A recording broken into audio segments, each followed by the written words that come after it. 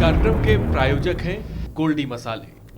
नमस्कार, आज के मुद्दे में आपका स्वागत है और मैं हूं आपके साथ आरिश शजर। आज के मुद्दे की तरफ आगे बढ़ेंगे, मुद्दे के बारे में बताएंगे, लेकिन उससे पहले इस बीच एक बड़ी खबर हम आपको बताने जा रहे हैं जो लखनऊ से इस वक्त हमें मिल रही है।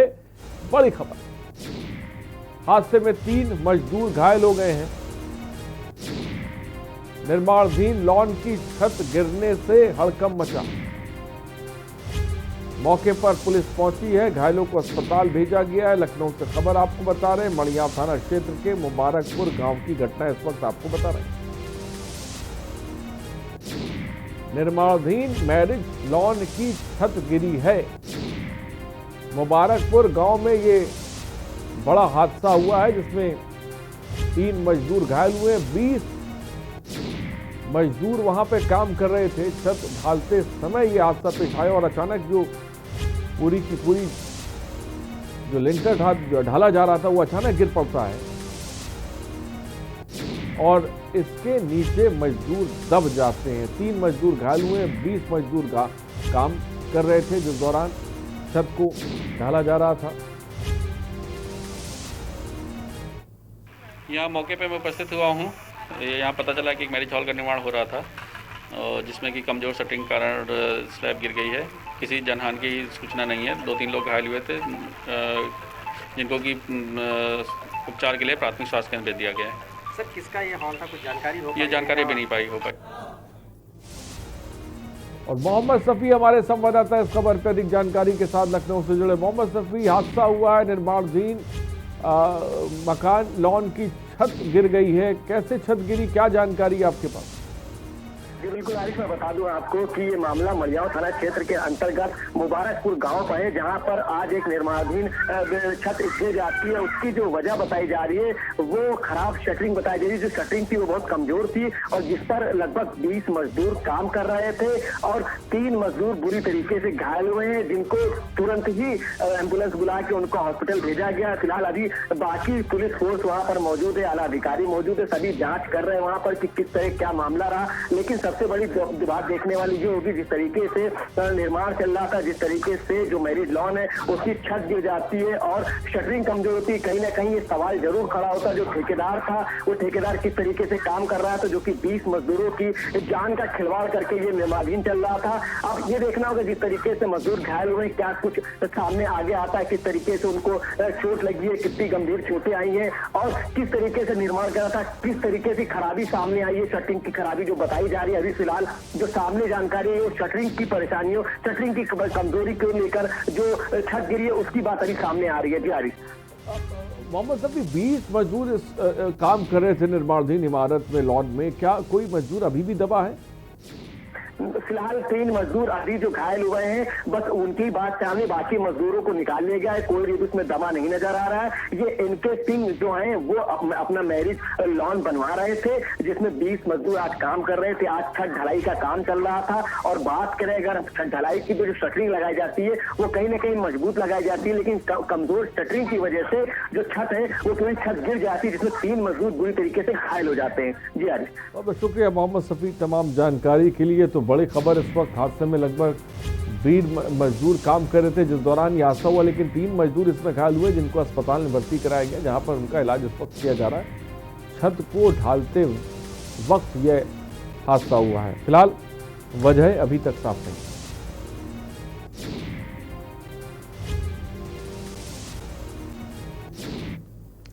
और चलिए आज के मुद्दे की तरफ आगे बढ़ते हैं और आज के मुद्दे में हम बात करेंगे यूपी की बदलती राजनीति। क्या नया गठबंधन खिला पाएगा गुल? बड़ा सवाल है।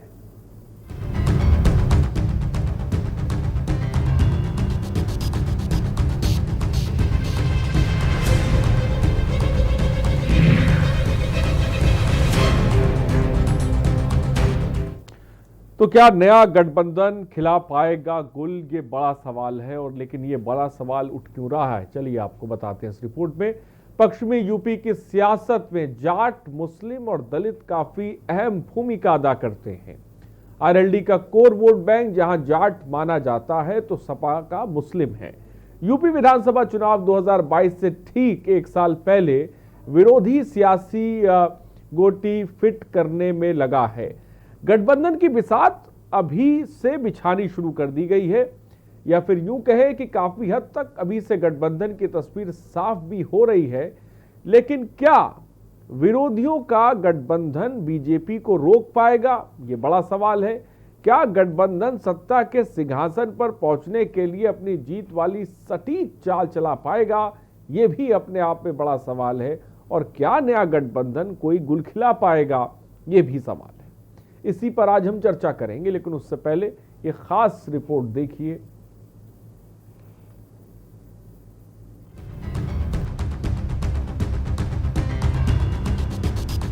पश्चिम यूपी की सियासत में जाट, मुस्लिम और दलित काफी अहम भूमिका अदा करते हैं। आरएलडी का कोर वोट बैंक जहां जाट माना जाता है तो सपा का मुस्लिम है। वहीं चंद्रशेखर ने दलित नेता के तौर पर अपनी पहचान बनाई है। उत्तर प्रदेश में अगले साल होने वाले विधानसभा चुनाव के लिए अभी से ही सियासी बिसात बिछने लगी है। सपा के राष्ट्रीय अध्यक्ष अखिलेश यादव 2022 के चुनाव में बड़े दलों के बजाय छोटे दलों के साथ गठबंधन बनाने की कवायद में जुटे हैं। ऐसे में भीम आर्मी प्रमुख चंद्रशेखर आजाद की अखिलेश यादव से 3 मुलाकातें हुई, जो पश्चिम यूपी में नए बनते समीकरण की ओर इशारा कर रही हैं। वहीं चौधरी अजीत सिंह की आरएलडी पहले से ही सपा के साथ है। अखिलेश, जयंत चौधरी, चंद्रशेखर की तिगड़ी आगामी चुनाव में एक साथ मिलाकर उतरते हैं तो पश्चिम यूपी में बीजेपी और बीएसपी दोनों के लिए राजनीतिक तौर पर कड़ी चुनौती हो सकती है। सपा प्रमुख अखिलेश यादव 2022 चुनाव के लिए महान दल के केशव मौर्य और जनवादी पार्टी के संजय चौहान को अपने साथ मिला चुके हैं। इसके अलावा यूपी में पिछले दिनों उपचुनाव में सपा ने आरएलडी के लिए बुलंदशहर की सीट छोड़ी थी। सपा ने सीट पर आरएलडी को समर्थन किया था। हाल में जिस तरह से जयंत चौधरी की किसान पंचायतों में सपा नेता शामिल हो रहे हैं, इससे जाहिर होता है आरएलडी के साथ उनका तालमेल तय है। वहीं अब अखिलेश और चंद्रशेखर के बीच नजदीकियां बढ़ रही हैं। पश्चिम यूपी की सियासत में जाट, मुस्लिम और दलित काफी अहम भूमिका अदा करते हैं। 2017 में सहारनपुर में ठाकुरों और दलितों के बीच हुए जातीय संघर्ष में दलित समाज के युवाओं के बीच चंद्रशेखर ने मजबूत पकड़ बनाई है। ऐसे में चंद्रशेखर और जयंत चौधरी को अखिलेश अपने साथ जोड़कर दलित मुस्लिम जाट का मजबूत कॉम्बिनेशन बनाना चाहते हैं। पश्चिम यूपी में किसान आंदोलन जोर पकड़ रहा है तो आरएलडी और सपा के साथ कांग्रेस की प्रियंका गांधी कांग्रेस के पक्ष में माहौल तैयार करने में जुटी हैं। 2022 में होने वाले सियासी दंगल में कांग्रेस भी अपना मजबूत दावा ठोक रही है। किसानों की सियासत ने विरोधियों को एक नई दिशा और नया मुद्दा दिया है, लेकिन क्या उम्मीदें परवान चढ़ेंगी? क्या नया गठबंधन कोई गुल खिला पाएगा? ये बड़ा मुद्दा है। स्पेशल डेस्क के न्यूज इंडिया।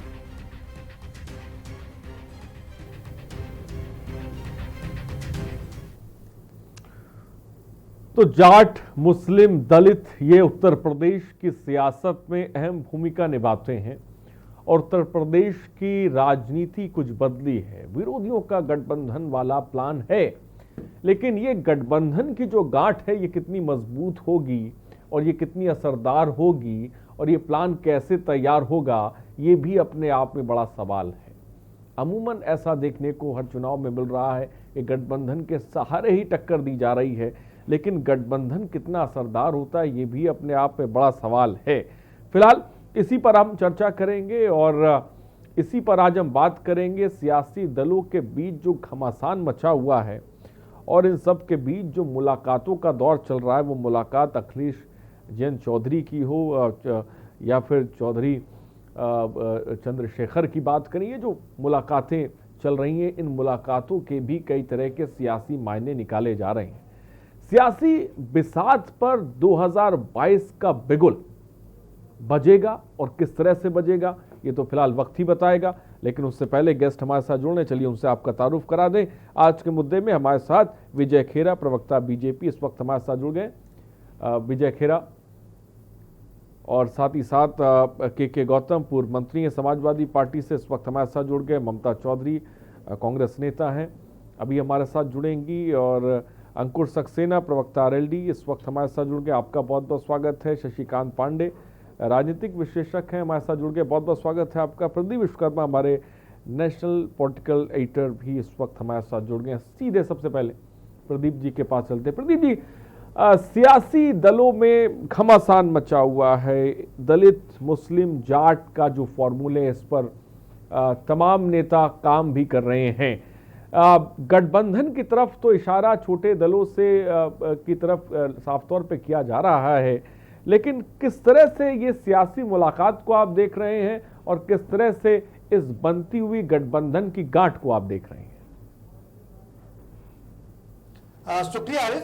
तो राजनीतिक घटनाक्रम बहुत तेजी से बदल रहे हैं, क्योंकि ये चुनावी साल है और इस चुनावी वर्ष में राजनीतिक पार्टियां अपने अपने समीकरण बैठाने की कोशिश कर रही हैं, बैठा रही हैं। जातियों का समीकरण बैठाला जा रहा है, वर्गों का समीकरण बैठाला जा रहा है, पार्टियों का आपस में तालमेल बढ़ रहा है।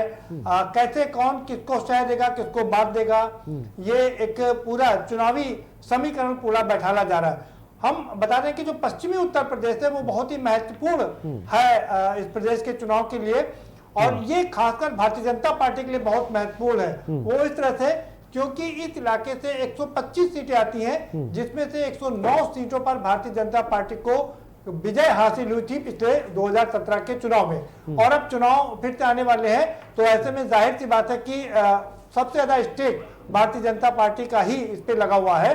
बाकी सियासी जो दल हैं उनके पास खोने के लिए कुछ नहीं है। तो ऐसे में जो किसान आंदोलन के बाद जो समीकरण हुए हैं वो बड़े चुनावी समीकरण को बिगाड़ने वाले हैं और बनाने वाले। हम इसी पर चर्चा करेंगे। आपने तारुफ कराई दिया, हमारे साथ में सारे मेहमान जुड़ चुके हैं। हम सीधा रुख करेंगे विजय खेरा साहब का। विजय खेरा साहब, 125 में से 109 सीटें आपके पास में थी पश्चिमी उत्तर प्रदेश में, लेकिन अब जिस तरह से नए चुनावी समीकरण बन रहे हैं, आसान नहीं होगी रहा आपके लिए। अब क्या बोला आपने साहब? विजय खेरा साहब, क्या आवाज आप तक पहुंच रही है? नहीं, आवाज नहीं पहुंच रही है। ये पहुंच तो रही है, लेकिन मेरी आवाज आप तक पहुंच रही है? एक सेकंड में इसको क्लियर करता हूं। विजय खेरा साहब, आपकी आवाज हम तक नहीं पहुंच पा रही है। आ रही है, धीमी आ रही है। क्या आपको आवाज मिल रही है विजय खेरा साहब? विजय खेरा साहब, अगर आपको सवाल पहुंच पाया है या मैं दोहराऊं एक बार? दोहराना पड़ेगा आपको।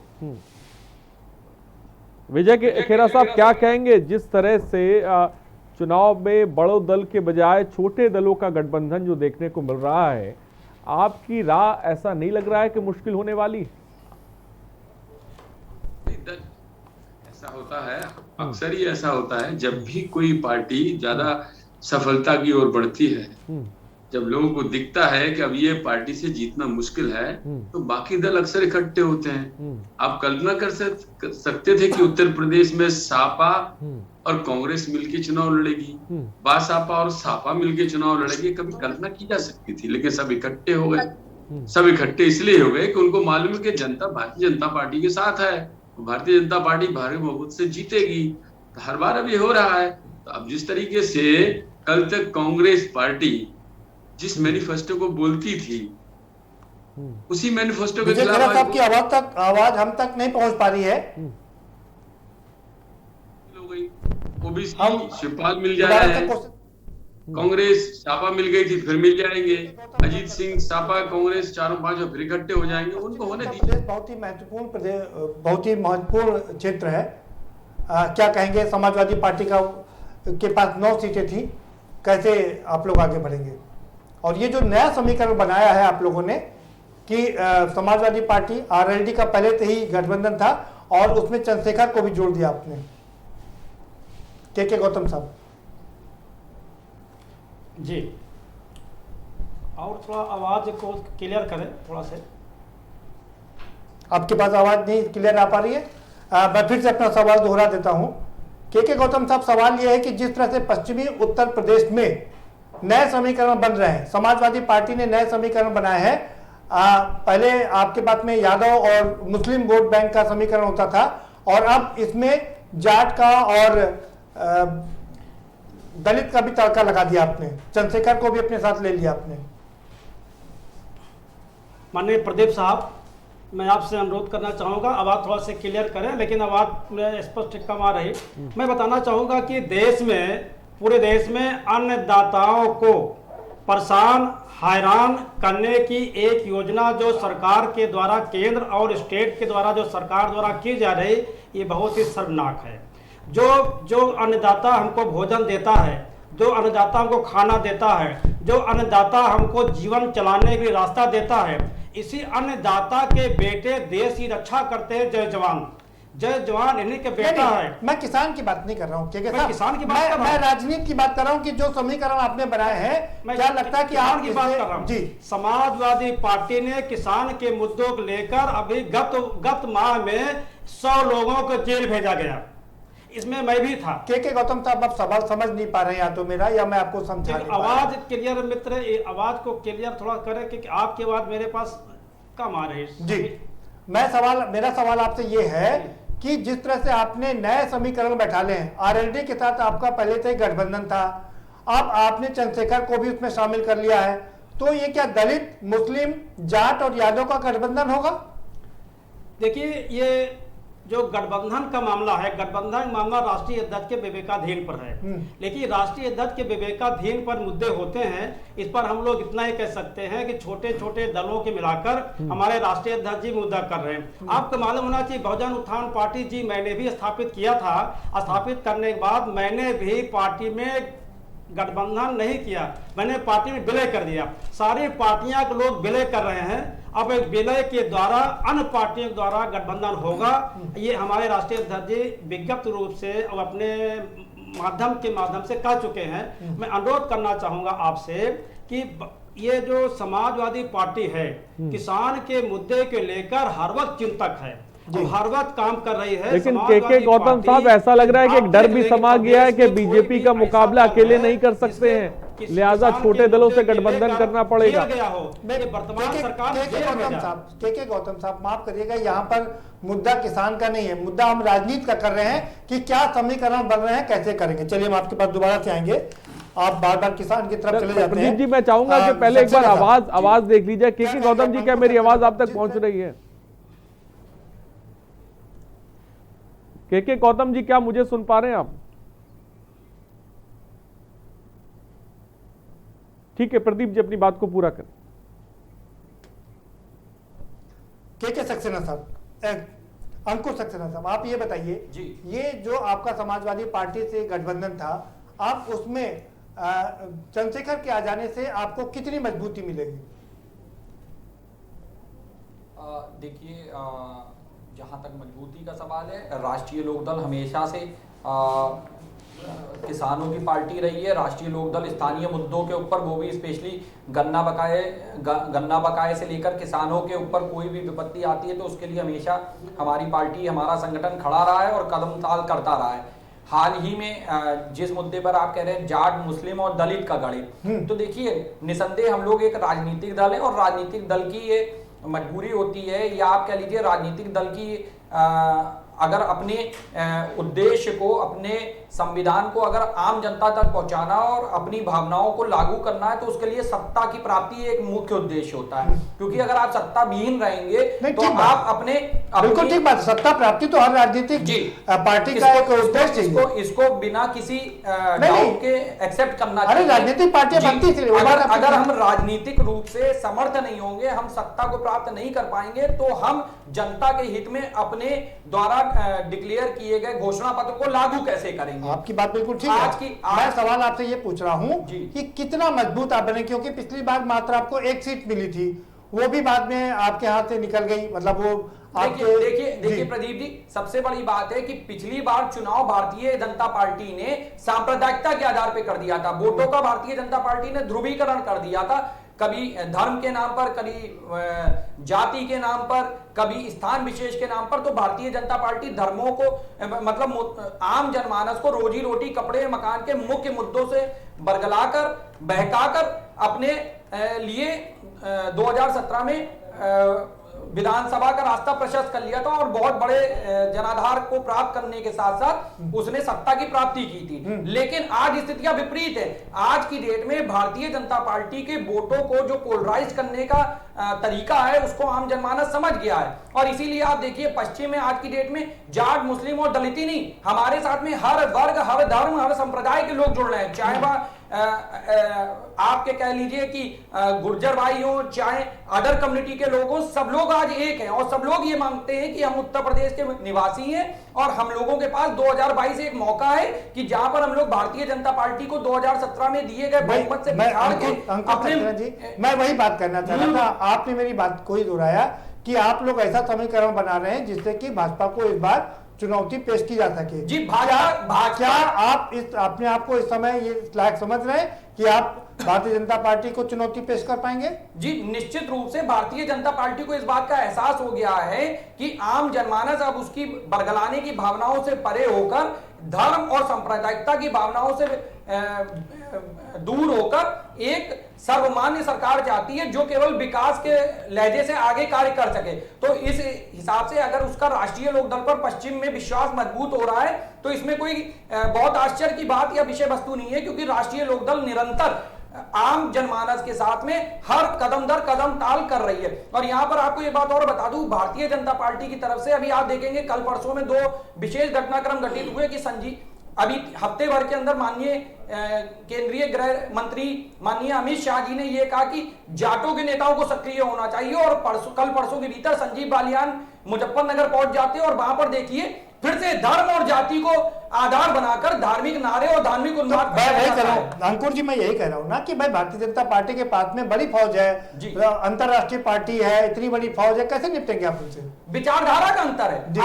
आज की डेट में भारतीय जनता पार्टी की जो विचारधारा है वो विभाजनकारी विचारधारा को सपोर्ट कर रहे हैं और हम एकात्म विचारधारा की ओर ले जा रहे हैं जिसमें हमारे लिए सबका साथ और सबका विश्वास, इस सबके साथ और सबके विश्वास को आगे रखते हुए हम 2022 की बेतरनी को पार करेंगे, ऐसा राष्ट्रीय लोकदल का पूर्ण विचार है। आप तो भारतीय जनता पार्टी के खासकर मोदी जी के नारे को ही चुरा ले रहे हैं। हम सबके विश्वास की बात कर रहे हैं। अरे वो भी धर्म नहीं, सबका विकास सबका विश्वास नहीं, उनने सबका विश्वास पाके पूरे देश का विनाश किया है। वो हमारे देश की हर संपत्ति को प्राइवेटाइजेशन की भेंट चढ़ाए दे रहे हैं। अंकुर सक्सेना जी, लगता है इस बार आप पे विश्वास है? लोगों को लगता है आप पे विश्वास है, जो आप विश्वास की बात कर रहे हैं? साहब जी माफ करेगा, आपको सही से आवाज नहीं मिल रही है। मैं आपसे ये समझना चाह रहा हूं कि समाजवादी पार्टी जिसके लिए ये कहा जाता था कि मुस्लिम यादव वोट मिलाकर के कम से कम 90 सीटों से नीचे नहीं जा सकती है, 47 सीटों पर सिमट गई, कैसे निपटेंगे आप? देखिए, वर्तमान परिस्थितियों के आधार पर होता है। वर्तमान सरकार जो उत्तर प्रदेश की जो सरकार है मानव, इससे रोजगार, मजदूर, किसान, बहन बेटियां और किसान सारे परेशान हैं। एक भी नौकरी नहीं मिल रही, नौकरी जो है ये भी खत्म हो रही है।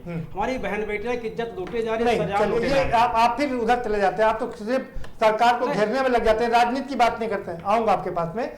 हमारे साथ 2 खास और मेहमान जुड़े हुए हैं। शशिकांत पांडे जी हैं, राजनीतिक विश्लेषक हैं, और ममता चौधरी भी जुड़ चुकी हैं, कांग्रेस की नेत्री हैं। ममता जी, क्या आपको आवाज मिल रही है? और अगर आपको आवाज मिल रही हो तो पश्चिमी उत्तर प्रदेश में 125 सीटें हैं, ये जो नए समीकरण बन रहे हैं उसमें आप कहां फिट बैठती हैं? आपकी आवाज बहुत धीमी है। सबसे पहले सबको नमस्कार जी। ममता चौधरी, क्या मेरी आवाज आप तक पहुंच रही है? ममता चौधरी जी, पश्चिमी यूपी में 125 सीटें हैं और जो मौजूदा वक्त में सियासी समीकरण पश्चिमी यूपी में बन रहे हैं, कांग्रेस वहां पर कहां पे फिट बैठती है? स्थिति तो कांग्रेस की बहुत खराब है। मैं सबसे पहले यही जानना चाहती हूँ कि आज जो डिबेट आए हैं इसके भूमिका प्रकरण क्या है, जिस पे आज मुद्दे पे बात करना चाहते हैं। सही है, परिस्थितियां। ममता जी, आपकी आवाज हम तक नहीं पहुंच पा रही है। हम अपने सहयोगियों से कहेंगे कि वो कोशिश करें कि आपकी आवाज हम तक पहुंच सके। शशिकांत पांडे जी, आप राजनीतिक विश्लेषक हैं, आप कैसे देख रहे हैं नए बनते बिगड़ते समीकरणों को? प्रदीप जी, नमस्कार आप सभी को। जहां तक अभी आपने जिक्र किया कि पश्चिमी उत्तर प्रदेश में बहुत ही राजनीतिक हलचल है और ये जो सब कुछ जो किसान आंदोलन चल रहा है उसकी पृष्ठभूमि में सभी जो पार्टियां जो हैं, विशेषकर जो उत्तर प्रदेश में जो गैर भाजपा दल हैं, वो अपनी जमीन तलाश रहे हैं और उसी कड़ी में किसान आंदोलन एक तरह से उनके लिए एक ऑक्सीजन का प्रदान कर रहा है। और समाजवादी पार्टी हो या आरएलडी हो या चंद्रशेखर हो, ये सभी एक दूसरे के साथ आ रहे हैं। लेकिन अभी भी चुनाव में 1 वर्ष है और अभी बहुत सारे घटनाक्रम जो है वो बदलेंगे, समीकरण बदलेंगे और बिगड़ेंगे। तो ऐसे में अभी इस आधार पर हम ये निष्कर्ष निकाल लें कि चूंकि अब वहां पर ऐसा दिख रहा है कि वहां पर जाट, यादव और मुस्लिम वोट्स जो है इन पार्टियों के साथ आ जाने से उनका कन्वर्जेंस हो जाएगा। थोड़ा ये मुझे लगता है कि जल्दीबाजी होगी, क्योंकि जिस तरह से भारतीय जनता पार्टी ने पिछली बार जाट वोट बैंक में सेंध मारी थी और बड़ी सेंधमारी की थी उसने, अब आपने जैसा बताया कि करीब 125 के करीब विधानसभा सीटें हैं और उन्होंने 110 या उससे भी ज्यादा सीटों पर जो है विजय प्राप्त की थी। आप शशिकांत पांडे को सुन पा रहे हैं? इसमें ऐसा प्रतीत होता है कि जी क्या आपको आवाज मिल पा रही है? शशिकांत पांडे को आप सुन पा रहे हैं? जी, शशिकांत पांडे को आप सुन पा रहे हैं? इस पर नहीं सुन पाया जी। अब मैं इसको बताऊंगा जी। ठीक है, मुझे लगता है कि थोड़ी सी आवाज़ की समस्या आ रही है। क्या नया गठबंधन खिला पाएगा गुल और मुरझा पाएगा कमल, ये अपने आप में बड़ा सवाल है। फिलहाल रुकते हैं एक छोटे से ब्रेक के लिए। आज के मुद्दे में हम जल्द हाजिर होंगे, आप बने रहिए हमारे साथ।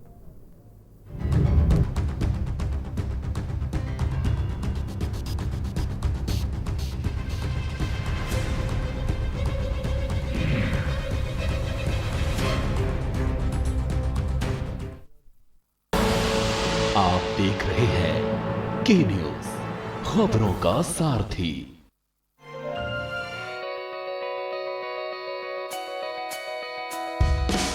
सुरक्षा समाज की समृद्धि का आधार है और मुख्यमंत्री योगी आदित्यनाथ के नेतृत्व में उत्तर प्रदेश सरकार ने प्रदेश की कानून व्यवस्था को सुदृढ़ कर प्रदेशवासियों को सुरक्षित समाज प्रदान करने का कार्य किया है। थाने में आए, यहाँ पे हमारी मैम ने बहुत अच्छे से हेल्प की है, जो मुझे बहुत अच्छा लगा। मैं ऐसी पुलिस फोर्स का धन्यवाद करना चाहती हूँ। आज पूरे उत्तर प्रदेश में महिलाओं के प्रति किए गए किसी भी अपराध के खिलाफ 0 टॉलरेंस नीति लागू है। महिलाओं की सहूलियत के लिए प्रदेश के सभी 1535 थानों में महिला हेल्प डेस्क की स्थापना की गई है। प्रदेश की कानून व्यवस्था को और भी मजबूती प्रदान करने के लिए 144 नए थानों और 50 पुलिस चौकियों की स्थापना उत्तर प्रदेश में की गई है। 350 तहसील, 1535 थानों में ये व्यवस्थाएं पहले चरण में दी जा रही हैं, जिससे महिलाएं अपनी शिकायत को वहां पर रख सकें और उसकी समयबद्ध ढंग से उन समस्याओं का समाधान का रास्ता निकल सके। ऑनलाइन अपराधों की रोकथाम के लिए उत्तर प्रदेश के हर जनपद में साइबर सेल की स्थापना हुई है। मुख्यमंत्री योगी आदित्यनाथ के नेतृत्व में आज उत्तर प्रदेश की कानून व्यवस्था में मजबूती आई है। प्रदेश की महिलाओं को सुरक्षित वातावरण मिल रहा है और उत्तर प्रदेश को नई पहचान मिली है। घर में आएगी खुशियां जब दूध की नदियां बहे। अपने पशुओं को दीजिए सेहत से भरपूर मिल्कोमोर पशु आहार। जब पशुओं को मिलेगा मिल्कोमोर पशु आहार तो दूध बहेगा, मुनाफा बढ़ेगा। मिल्कोमोर पशु आहार। GGS Education Group launches 20% discount on academic fee of courses MBA, BBA, BCA, BFSI and GM, D Pharma, B Pharma. Offers best infrastructure, best transport facility, best academic service and best placement service. Register today to avail 20% discount. Call 9971 496 497 or visit the campus Kanpur Lucknow Highway near Unnao. GGS Education Group. मिलेगा हर समस्या का समाधान। विवाह में बाधा, जीवन में वास्तु शास्त्र का प्रभाव, शिक्षा में ग्रह नक्षत्रों का प्रभाव, कारोबार में आने वाली हर बाधा का जिंदगी में ग्रह नक्षत्रों का प्रभाव, नौकरी में बाधा। देखिए हर समस्या का समाधान लाइव विद आचार्य लंकेश। करें अपने जीवन को कृतार्थ, सुने श्रीमद् भागवत कथा रोज प्रातः 6:30 बजे मेरे साथ सिर्फ के न्यूज इंडिया।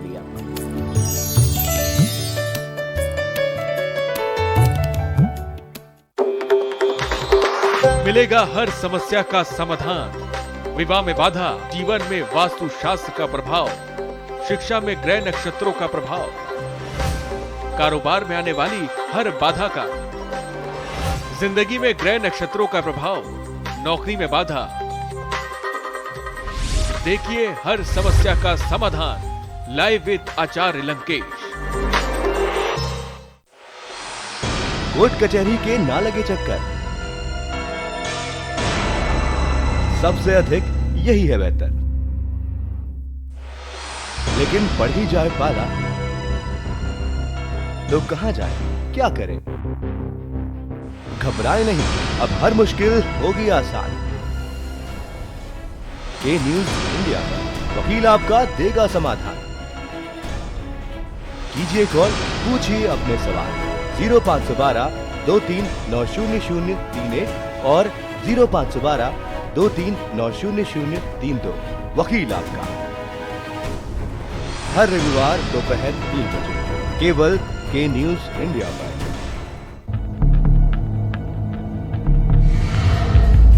यहाँ इंसानों की नहीं घड़ियालों की बस्ती है। यहाँ आम नहीं बबूल उगता है। यहाँ खेती अनाज की नहीं दुश्मनी की होती है। चंबल का पानी प्यास बुझाता नहीं भड़काता है। प्यास बदले की, प्यास बगावत की, और यही प्यास बनाती है पीहड़ के बागी।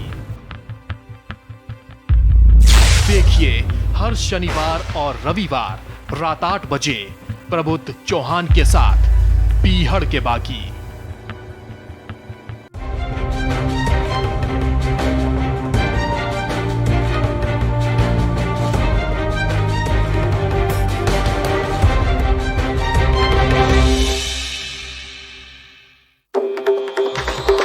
मिलेगा हर समस्या का समाधान, विवाह में बाधा, जीवन में वास्तु शास्त्र का प्रभाव, शिक्षा में ग्रह नक्षत्रों का प्रभाव, कारोबार में आने वाली हर बाधा का, जिंदगी में ग्रह नक्षत्रों का प्रभाव, नौकरी में बाधा। देखिए हर समस्या का समाधान लाइव विद आचार्य लंकेश। करें अपने जीवन को कृतार्थ, सुने श्रीमद् भागवत कथा रोज प्रातः 6:30 बजे मेरे साथ सिर्फ के न्यूज इंडिया।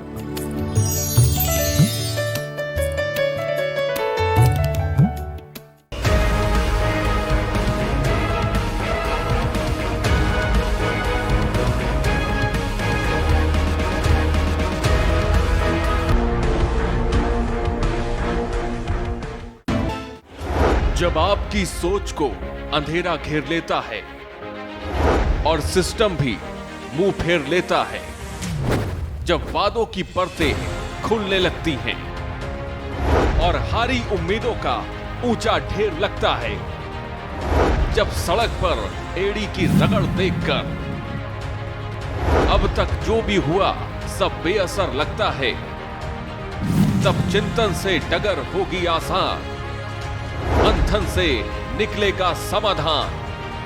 मंथन।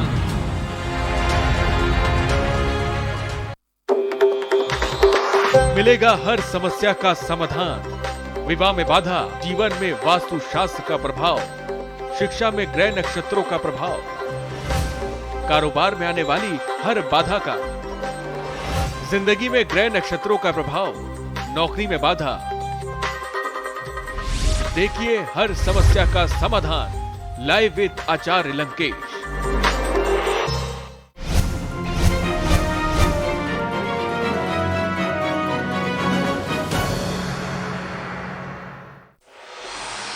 कोर्ट कचहरी के ना लगे चक्कर,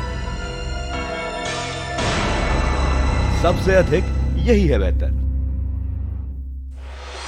लेकिन बढ़ ही जाए पाला तो कहां जाए, क्या करें? घबराए नहीं, अब हर मुश्किल होगी आसान।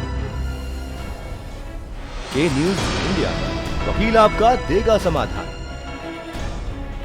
कीजिए कॉल, पूछिए अपने सवाल 0512 23900031 और 0512 23900032। वकील आपका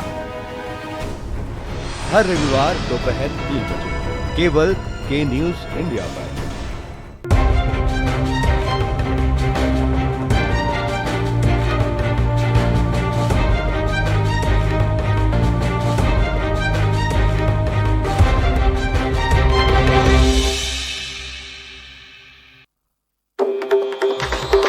मिलेगा हर समस्या का समाधान। विवाह में बाधा, जीवन में वास्तु शास्त्र का प्रभाव, शिक्षा में ग्रह नक्षत्रों का प्रभाव, कारोबार में आने वाली हर बाधा का, जिंदगी में ग्रह नक्षत्रों का प्रभाव, नौकरी में बाधा। देखिए हर समस्या का समाधान लाइव विद आचार्य लंकेश। करें अपने जीवन को कृतार्थ, सुने श्रीमद् भागवत कथा रोज प्रातः 6:30 बजे मेरे साथ सिर्फ के न्यूज इंडिया।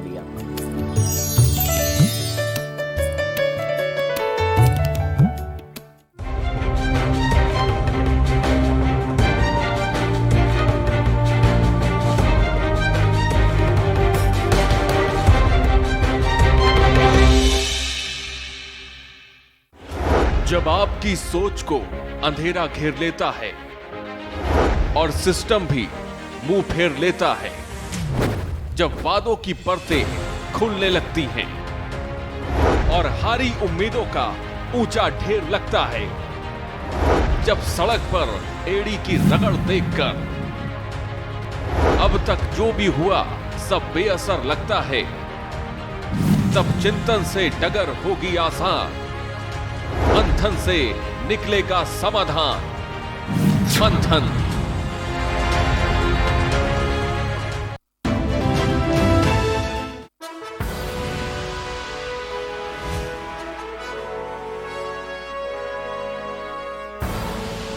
आप देख रहे हैं के न्यूज, खबरों का सारथी।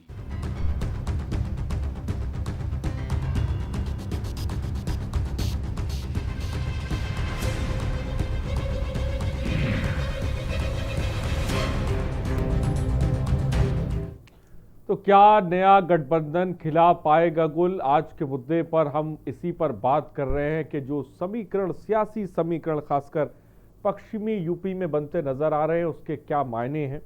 जो दलित मुस्लिम जाट का मजबूत गठबंधन बनाने की कोशिश की जा रही है, इसके मायने क्या और ये गठबंधन की गांठ कितनी मजबूत होगी, इससे फायदा किस तरह का मिलेगा, ये अपने आप में बड़ा सवाल है। तमाम गेस्ट हमारे साथ मौजूद हैं।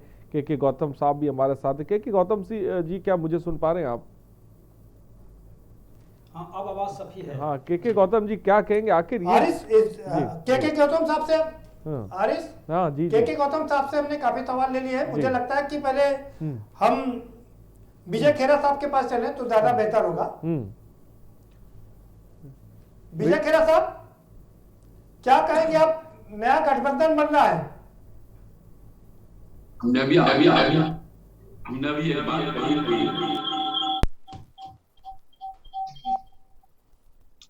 अभी लोकसभा में गठबंधन बना चुके हैं, विधानसभा में भी बाई इलेक्शन में भी बना चुके, हर तरह से गठबंधन लोग बना चुके हैं। लेकिन अपवित्र गठबंधन कभी चलते नहीं है।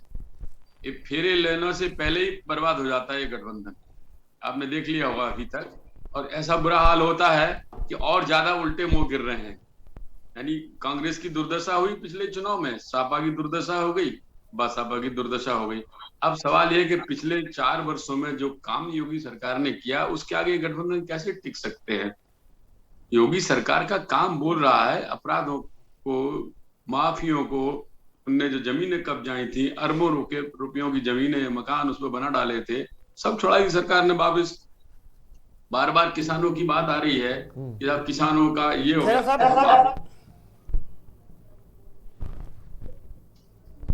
साहब माफ करिएगा, आपकी आवाज हम तक नहीं पहुंच पा रही है। अंकुर जी, आपको आवाज मिल रही खेरा साहब की क्या? जी नहीं, स्पष्ट आवाज नहीं मिल पाई है। बीच बीच में आप योगी सरकार की कुछ तारीफ कर रहे हैं, वो जरूर कान में पड़ा है जी। तो वो तो आप स्पोक्स पर्सन हैं या भारतीय जनता पार्टी की तरफ से अपना पक्ष रखने आए तो निसंदेह आप उनकी तारीफ तो करेंगे ही, लेकिन अगर आप योगी सरकार की ये तारीफ कर रहे हैं तो आपको ये बात भी ध्यान रखना चाहिए कि ये भारत के इतिहास में पहली ऐसी सरकार रही है जो जिसके मुख्यमंत्री के खिलाफ या जिसकी सरकार के खिलाफ 200 से ज्यादा विधायक विधानसभा सत्र के दौरान धरने पर बैठे हैं। आप स्वयं सोचिए कि उत्तर प्रदेश जैसी जगह पर जो कि भारत का सबसे बड़ा स्टेट है और वहां पर सबसे ज्यादा विधानसभा सीटें हैं, वहां पर अगर 200 से ज्यादा भाजपा के चुने हुए जनप्रतिनिधि अपनी ही सरकार के खिलाफ धरने पे बैठते हैं तो ये भारतीय जनता पार्टी के लिए बड़ी शर्मनाक विषय वस्तु है। तो योगी सरकार को जिसको आप ग्रीन कार्ड दे रहे हैं कि उनसे सब खुश है, तो भारतीय जनता पार्टी के स्वयं के विधायक ही उनसे खुश नहीं है तो आम जनमानस की बात क्या करेंगे आप?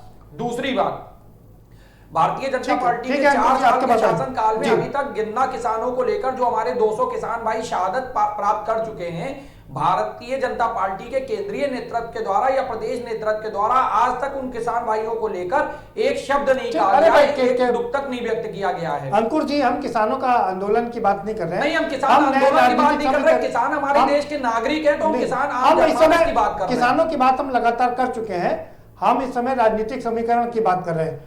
ममता चौधरी जी, क्या आपको आवाज मिल रही है? अगर आपको आवाज मिल रही हो तो जो नए समीकरण बन रहे हैं पश्चिम उत्तर प्रदेश में, उसमें आप कहां खड़ी नजर आ रही हैं? यानी कि कांग्रेस कहां खड़ी नजर आ रही?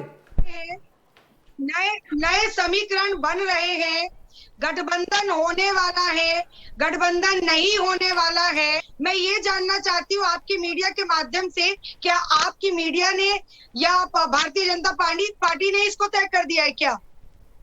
जो बता रहे हैं भारतीय जनता पार्टी के वरिष्ठ नेता कि अपवित्र बंधन, अरे भाई आप भी तो गठबंधन कई जगह करके बैठे हुए हैं। आपके जो गठबंधन है, क्या बिना गठबंधन की आपकी सरकार कर्नाटका हो, जम्मू हो, कहाँ नहीं चलाई? आपने तो पीडीपी के साथ भी गठबंधन कर लिया था। क्या बात कर रहे हैं गठबंधन अपवित्र? आप भी तो गठबंधन करके चल रहे हैं कई जगहों पर।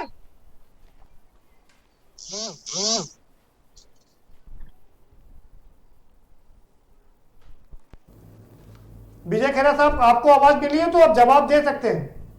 अच्छा, ऐसा है, इनके गठबंधन की तो सामने पोल खुल गई ना, मट्टी हो गई ना, बिल्कुल।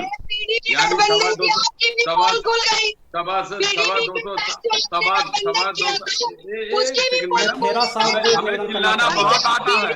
खेरा साहब, मैं कहना चाहूंगा, ये यूपी की सरकार में अभी मैं अपने निवास से यहाँ आ रहा था तो मैं देखा कि भारतीय संविधान निर्माता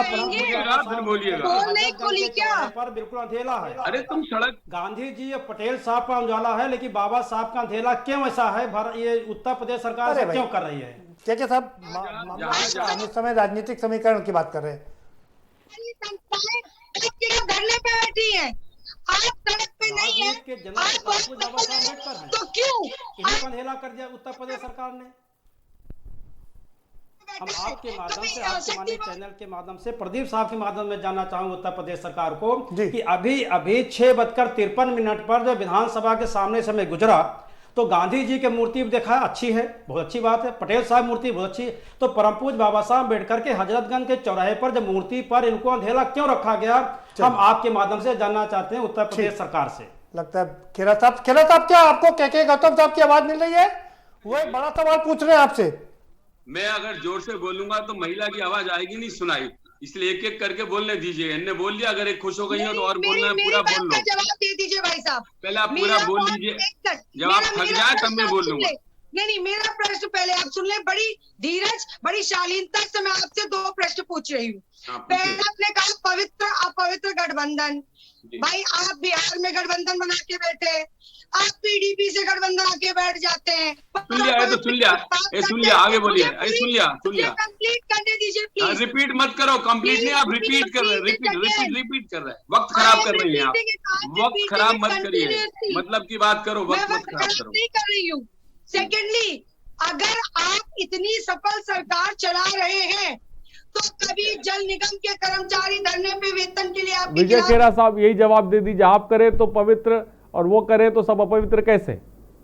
बैठे हुए हैं, तो आप अपनी सफलता तो दिख रही है हमें कि जनता आपसे इतना असंतुष्ट क्यों है? जवाब दीजिए विजय खेरा साहब। गठबंधन का पहला प्रश्न का जवाब तो जनता ने आपको दे दिया, 3 चुनावों में लगातार दे दिया। आपके गठबंधन कैसे हैं जनता ने जवाब दिया, हमें जरूरत नहीं उसके देने की।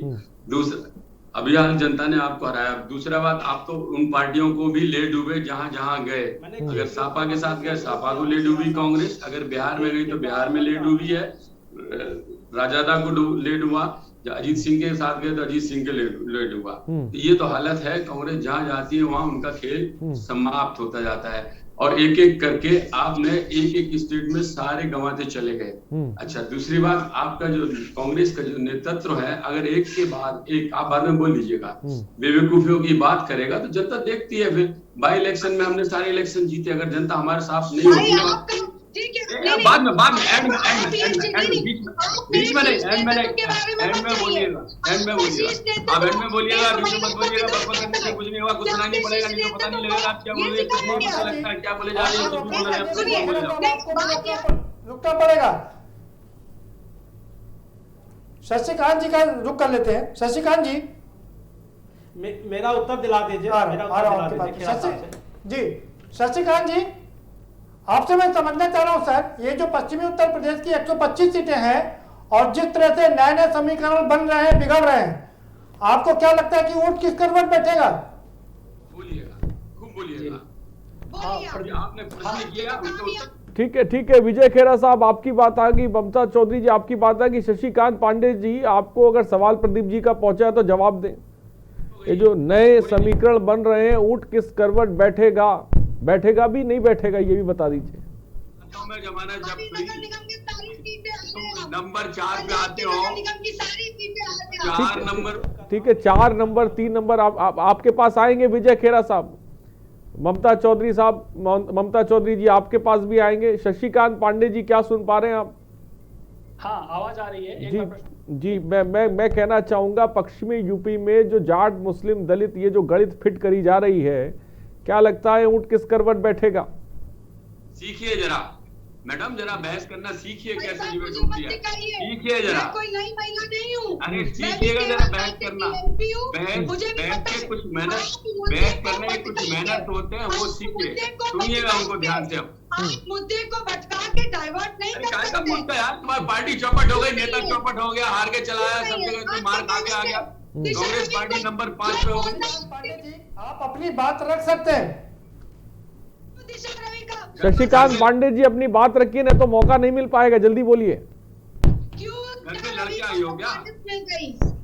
क्यों दिशा रवि को जमानत मिल गई? क्यों कोर्ट जज ने इतनी तीखी टिप्पणी दी भाजपा पार्टी सरकार के खिलाफ? विजय खेरा साहब और ममता चौधरी जी उलझ गए, मुझे लग रहा है कि शशिकांत पांडे जी, आप अगर आपको सवाल पहुंचा है, थोड़ा तेज बोलिए, जल्दी से। अम्बेडकर संविधान निर्माता का अपमान किया जा रहा है कि सरकार इनको न रखे। आज की बैठ इनसे करवा लीजिएगा, आप आपस में कर लीजिएगा। शशिकांत पांडे तक आवाज नहीं पहुंच पा रही हमारी। विजय खेरा साहब, के गौतम साहब आपसे एक सवाल पूछ रहे हैं, भाई सवाल का जवाब दे दीजिए। 6:35 पर मैं जब बाबा साहब की मूर्ति के पहले मैं अपने निवास निकला तो पटेल साहब की मूर्ति और महात्मा गांधी की मूर्ति देखा। अरे के गौतम जी, मूर्ति से आगे बढ़िए, ये बताइए कि आपको डर क्यों लग रहा है जो छोटे गठबंधन, छोटे दलों के साथ गठबंधन करना पड़ रहा है? बीच चौराहे पर बाबा साहब गंधोली के गौतम क्यों किया गया? के गौतम जी, माध्यम जानना चाहता हूं, मूर्ति से आगे तो बढ़िए सर, डर क्यों लग रहा है जो छोटे दलों से गठबंधन आपको करना पड़ रहा है? आपके नेता तो बड़े दावे कर रहे थे। अरे आप क्यों मुद्दे से हट रहे हैं, क्यों मुद्दे से हट रहे हैं? नहीं, मुद्दे से नहीं हट रहे हैं, आप जवाब तो दें। विजय खेरा साहब, आपको आवाज मिल रही है? संविधान के निर्माता के अपमान क्यों कर रहे हैं, मैं जानना चाहता हूँ। आपने ऐसा किया, क्या बात करते? प्रदीप विश्वकर्मा जी, पहले इनको डिबेट का तमीज सिखा दीजिएगा। मेरे पास मोबाइल है, मेरे पास मोबाइल है। आप बोले चले जा रही हो, किसी को बोलने नहीं देती, ना उनको बोलने दिया आपने। ये 6:35 की 6:35 की रिपोर्ट है, अभी आज के देर 24 तारीख को 6:35 की रिपोर्ट में जब आ रहा देखा, तो आप ऐसा क्यों करते हैं, क्यों करवाते हैं, क्यों अपमान करते हैं परम पूज्य बाबा साहब? विजय खैरा साहब, आपको क्या गौतम साहब की आवाज मिल रही है? आप पार्टी की प्रवक्ता नहीं हो सकती, मैं लिख के दे सकता हूँ, आप पार्टी की प्रवक्ता नहीं हो सकती, कांग्रेस की प्रवक्ता नहीं है। अब के न्यूज के माध्यम से मैं अनुरोध भी करना चाहूंगा कि माननीय मुख्यमंत्री जी से इसको संज्ञान लें और परम पूज्य बाबा साहब का अपमान जो हुआ है इसको बदलने की कृपा करें। गौतम साहब, आप तो अपना एजेंडा ही सेट करने लगे, हम बात कर रहे हैं राजनीतिक समीकरण की, आप अपना एजेंडा सेट कर रहे हैं। शशिकांत पाटिल जी, आपको आवाज मिल रही है? अगर आपको आवाज मिल रही हो तो हम आपसे समझना चाहेंगे ये जो नए समीकरण बन रहे हैं उसके क्या परिणाम होंगे? प्रदीप जी, आप पार्टी प्रवक्ता हैं, ये बता दीजिए मुझे बस। जी विजय जी, मैं भी कुछ बातें कह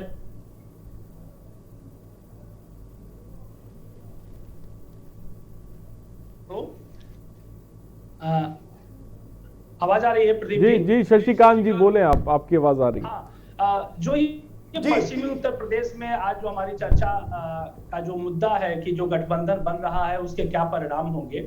पहली बात तो मैं इसमें यह कहना चाहूंगा कि प्रदेश में गठबंधन जो है पिछली बार भी हुए थे, 2014 में गठबंधन हुआ था और उसके अलावा जो विधानसभा के चुनाव हुए थे उसमें भी गठबंधन हुआ था, चाहे वो कांग्रेस समाजवादी पार्टी का रहा हो या उसके बाद जो समाजवादी पार्टी और बीएसपी का भी गठबंधन रहा था। गठबंधनों से केवल अगर हम अपॉर्चुनिस्टिक अलायंसेस फॉर्म कर लेते हैं और हम उससे यह उम्मीद करें कि जनता भी जो है तुरंत अपना पाला बदल लेगी, तो शायद हमें लगता है कि हम जनता को जो है कहीं बिल्कुल हम हाशिए पर रख करके चल रहे हैं और ये हम मान लेते हैं कि जनता जो है मात्र दलों के साथ आ जाने से जनता भी जो है वो अपने आप जुड़ जाती है। शशिकांत पाटिल जी, जनता हाशिए पर कभी नहीं रहती है। मैं सवाल ये कर रहा हूं कि जो गठबंधन हुआ है सपा, आरएलडी और चंद्रशेखर की पार्टी का, भीम आर्मी की पार्टी का, वो समीकरण कितना प्रभावी होगा? प्रदीप जी, जहां तक समीकरण के प्रभावी होने की बात है, अभी बहुत सारी चीजें हमें आगे देखने को मिलेंगी।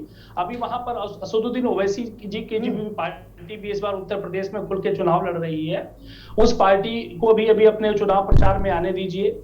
इसके अलावा हम जानते हैं कि बीएसपी का भी जो वहाँ के कुछ जिलों में, मेरठ में या फिर आपका बिजनौर में और भी अन्य जगहों पर जो है बीएसपी की भी काफी अच्छी वहां पर पकड़ है, सहारनपुर में। तो बसपा भी वहां पर पार्टी एक मजबूती से चुनाव लड़ेगी। उसके अलावा कांग्रेस की वहां पर रैलियां हो रही हैं। अभी प्रियंका गांधी ने जो है सहारनपुर, मेरठ, बिजनौर, मथुरा में तमाम ताबड़तोड़ रैलियां की हैं। इसके अलावा शशिकांत पाटिल जी, मैं आपसे एक चीज और समझना चाह रहा हूँ। इस गठबंधन के साथ साथ में दूसरे गठबंधन भी वहां पैर पसार रहे हैं। शिवपाल और असदुद्दीन ओवैसी का भी गठबंधन वहां बन रहा है। जी, मैं उसकी बात कर रहा था कि असदुद्दीन ओवैसी जो है वहां पर निश्चित रूप से बड़ी मजबूती से वो चुनाव लड़ेंगे और ये पूरे देश में बीजेपी मुक्त देश बनने जा रहा है। वोटों में बिखराव होगा, वो सारा का सारा लाभ जो है वो भारतीय जनता पार्टी को जाएगा। भारतीय जनता पार्टी हम जानते हैं कि 90% से ज्यादा उसे जो है वो जाट वोट मिले थे। अगर हम ये कहें कि उसका सारा का सारा जनाधार जो है मात्र संजीव बालियान को जो है वो मुजफ्फरनगर के सोरम गांव में अगर उन्हें एंट्री नहीं मिल पाती है और उस आधार पर अगर हमें निष्कर्ष निकालने लगे तो ये जल्दीबाजी होगी, क्योंकि अभी आगे भी समीकरण बहुत सारे बनेंगे और बिगड़ेंगे। चुनावी वर्ष है, भारतीय जनता पार्टी भी अपने नए इश्यूज एजेंडा के संग आ सकती है। राकेश टिकैत जी की क्या भूमिका होगी, क्या कांग्रेस पार्टी, क्या भारतीय जनता पार्टी इस मुद्दे को सॉल्व करने में कामयाब होगी, क्या वो राकेश टिकैत को भी अपने पाले में। ठीक है प्रदीप जी, आपका फाइनल कमेंट। ठीक है शशिकांत जी, मेरा उत्तर जो है बीजेपी प्रवक्ता जी ने दिया नहीं। ठीक है, ठीक है। वक्त की थोड़ी सी कमी है। प्रदीप जी, आप क्या करेंगे? अंकुश साहब, आपका कमेंट नहीं ले पाया। बिल्कुल बिल्कुल, ये ठीक है। जो पश्चिमी उत्तर प्रदेश है ये तय करेगा इस बार की, क्योंकि ये यही एक जगह थी जहां पर भारतीय जनता पार्टी को काफी लीड मिली थी। 125 में से 109 सीटें मिली थी, लेकिन जिस तरह से इस बार मुस्लिम, जाट और गुर्जर का समीकरण हुआ है, दलितों को उसमें मिलाने की कोशिश की जा रही है, ये एक डेडली गठबंधन हो सकता है। लेकिन भारतीय जनता पार्टी ने अभी अपने पत्ते नहीं खोले हैं। हम सब जानते हैं कि भारतीय जनता पार्टी जब चुनाव लड़ने के लिए उतरती है तो वो बड़े मुद्दे लेकर के उतरती है और बड़ा काम करती है, और बाकी सारी पार्टियों के जो मुद्दे होते हैं या जो उनके समीकरण होते हैं वो सारे ध्वस्त हो जाते हैं। तो हमें अभी रुक करके थोड़ा इंतजार करना पड़ेगा कि भारतीय जनता पार्टी अपनी किस रणनीति के तहत आगे बढ़ती है और कैसे इन क्षेत्रीय दलों से वो निपटती है, ये देखना काफी दिलचस्प होगा। ठीक है, तो डेडली गठबंधन हो सकता है, लेकिन असरदार कितना होगा ये तो फिलहाल वक्त ही बताएगा। बहुत बहुत शुक्रिया विजय खेरा साहब जुड़ने के लिए। के गौतम जी आपका, ममता चौधरी जी आपका बहुत बहुत शुक्रिया, अंकुर सक्सेना आपका बहुत बहुत शुक्रिया, शशिकांत पांडे जी आपका बहुत बहुत शुक्रिया और प्रदीप जी आपका बहुत बहुत शुक्रिया हमारे साथ जुड़ने के लिए, अपनी बात रखने के लिए। तो फिलहाल ये नया गठबंधन, नया समीकरण पश्चिमी यूपी के लिहाज से कितना फायदेमंद साबित होगा ये तो फिलहाल देखने वाली बात होगी। आज के मुद्दे में इतना ही, बने रहिए हमारे साथ। नमस्कार।